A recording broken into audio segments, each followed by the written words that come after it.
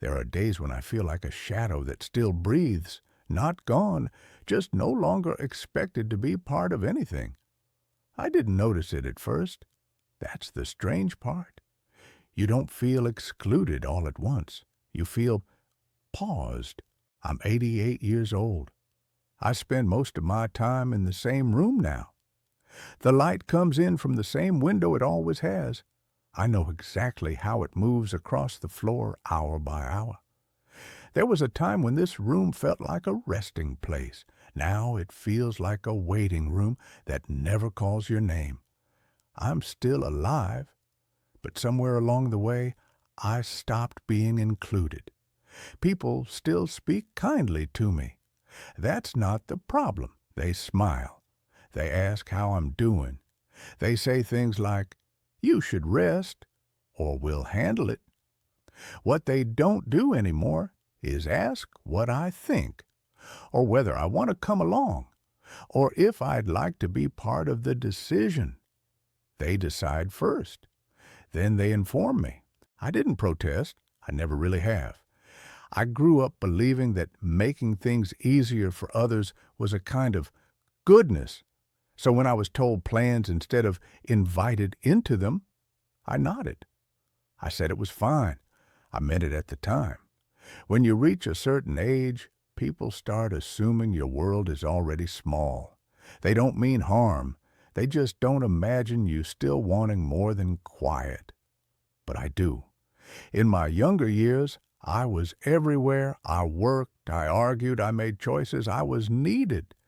Even when I was wrong, my presence mattered. Somewhere between then and now, usefulness became the measure of inclusion. The first time I felt it clearly was at a family gathering I didn't attend, not because I was busy, because no one thought to ask. I found out later, casually in conversation, someone mentioned it like it was obvious I wouldn't have come. I smiled. I said, "Of course." Inside, something shifted. After that, it happened more often. Conversations moved ahead without me. Plans were made around me, not with me. I became someone to be considered, not consulted. I told myself it was practical, that they were protecting me, that I was tired anyway. And sometimes that was true. But sometimes I wanted to go. I wanted to sit in the noise. I wanted to be part of the mess. Aging teaches you how quietly doors close. My body isn't what it was. That much is obvious.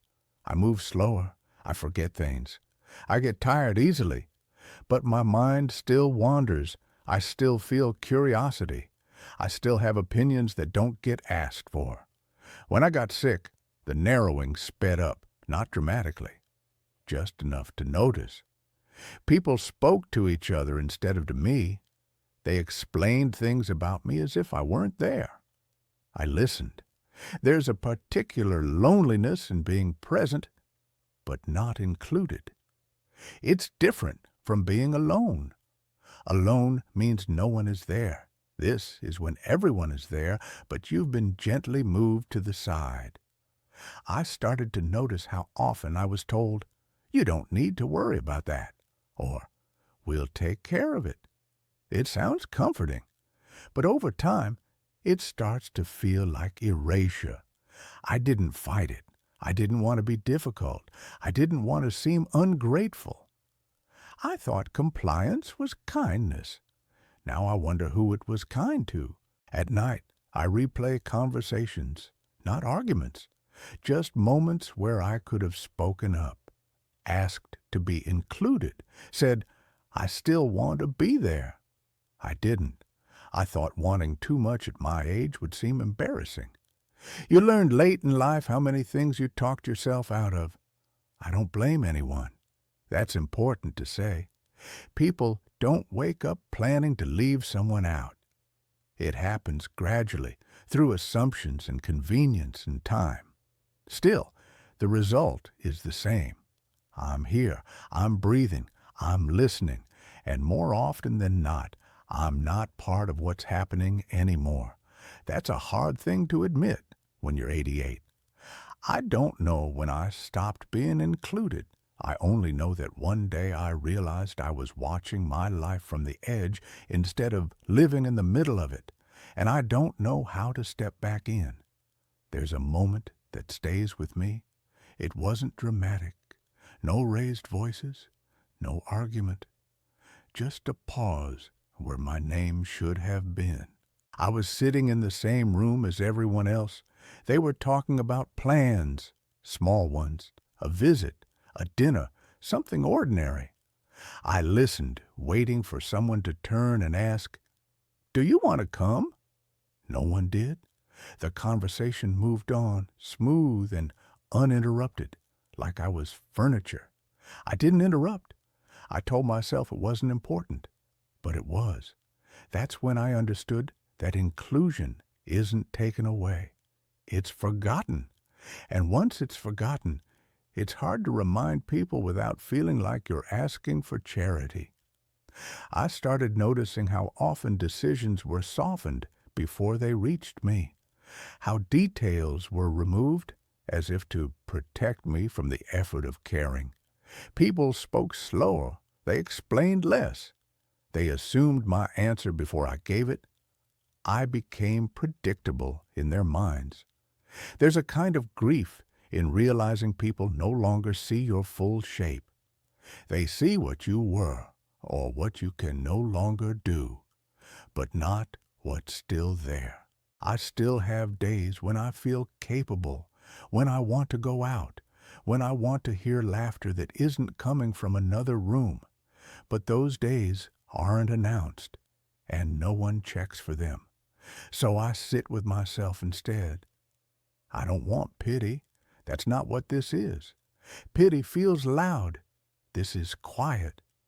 This is the slow shrinking of a circle you didn't know was closing. I think about how often I did this to others when I was younger, how I assumed someone was fine without asking, how I decided for them because it was easier. I didn't know I was practicing something that would one day be done to me. Life has a way of returning lessons without explanation. I don't feel angry. I feel sidelined, like a book that's still readable, but no longer opened.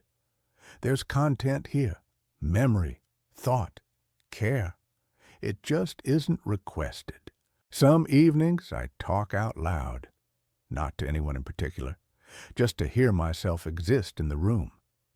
I remind myself that being included isn't the same as being valuable. They aren't equal. Even if they feel that way sometimes, I still have worth. I just don't have access. That took me a long time to separate. If I could say one thing to the people around me, it wouldn't be a complaint. It would be a request, spoken calmly. Ask me anyway. Even if you think I'll say no, even if you think it's too much, let me choose. I'm 88 now. I don't have the energy to insist, but I do have the clarity to see what happened, and I have the honesty to name it. I'm still alive. I still notice. I still care. I just don't get included anymore. If you're listening to this and someone older comes to mind, don't assume their world has already closed. It might just be waiting for an invitation.